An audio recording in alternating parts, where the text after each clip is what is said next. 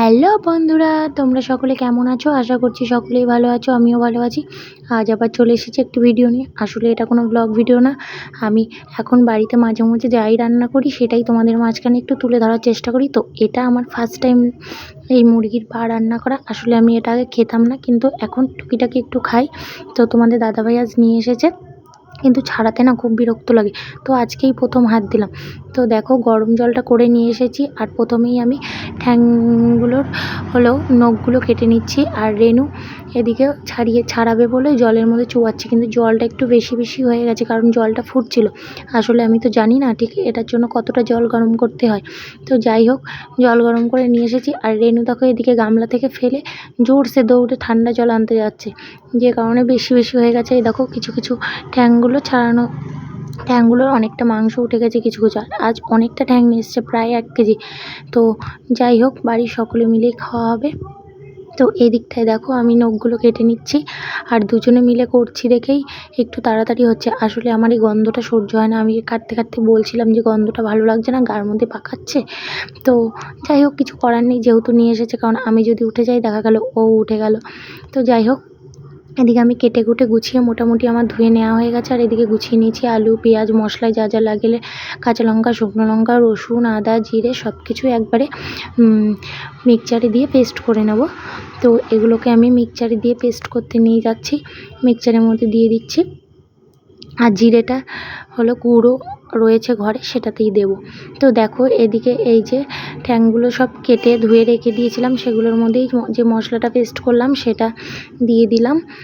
আর এই মশলার মধ্যেই এখন দিয়ে দেবো লবণ, হলুদ, আর যা যা লাগে আর কি, কাঁচা তেল, জিরে গুঁড়ো, ধনে গুঁড়ো সব কিছু একসাথে দিয়ে দেবো।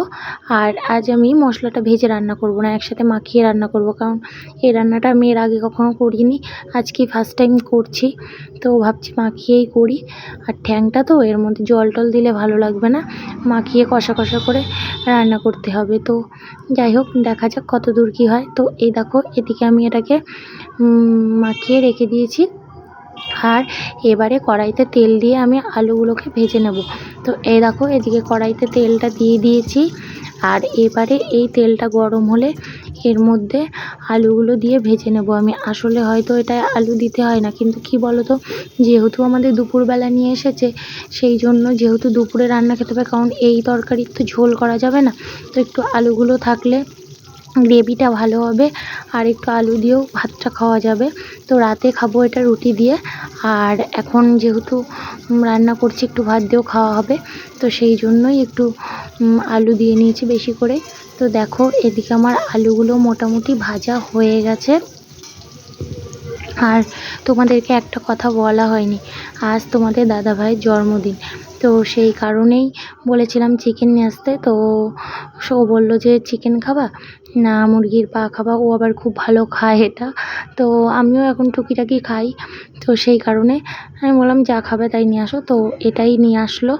তো এই দিকটায় দেখো আমি তেল গরম করতে দিয়ে দিয়েছি, আর তেলের মধ্যে একটা তেজপাতা আর কিছুটা জিরে দিয়ে দিয়েছি। ওগুলো ভাজা ভাজা যেই হয়ে গেছে, আগে থেকে কুচিয়ে রাখা পেঁয়াজগুলো আমি তেলের মধ্যে দিয়ে দিয়েছি।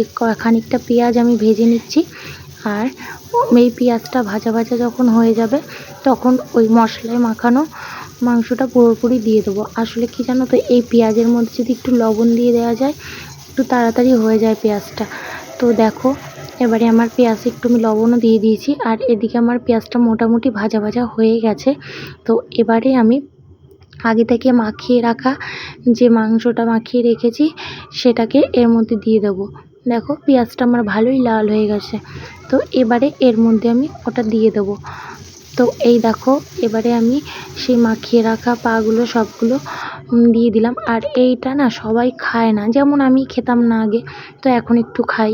তো যাই হোক, তোমরা কে কে খাও কে কে খাও না একটু কমেন্ট করে জানিও কার কেমন লাগে। আসলে হাড় খেতে ভালোবাসি, তো প্রথম যখন খেলাম বেশ ভালোই লাগলো। প্রথম 2-3 দিন আমাদের রেনু রান্না করতো, তো ওর থেকেই 2 দিন খেয়েছিলাম টুকিটাকি একটা দুটো।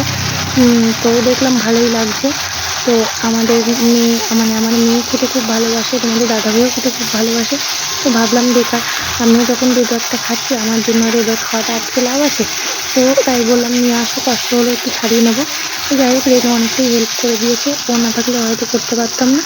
তো যাই হোক তোমাদের সাথে বক বক করতে করতে দেখো আমি মাংসটা পুরোপুরি কষিয়ে নিয়েছি, প্রায় আমার হয়ে গেছে।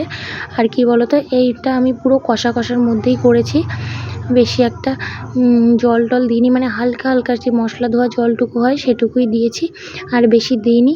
তো দেখো এদিকে আমার রেডি হয়ে গেছে, আর শুধু লবণটা চেক করে লবণটাই দিয়েছি, আর নামানোর আগে গরম মশলাটা দিয়ে নিয়েছি। তো বন্ধুরা কেমন হয়েছে অবশ্যই কমেন্ট করে জানিও। Tata bye.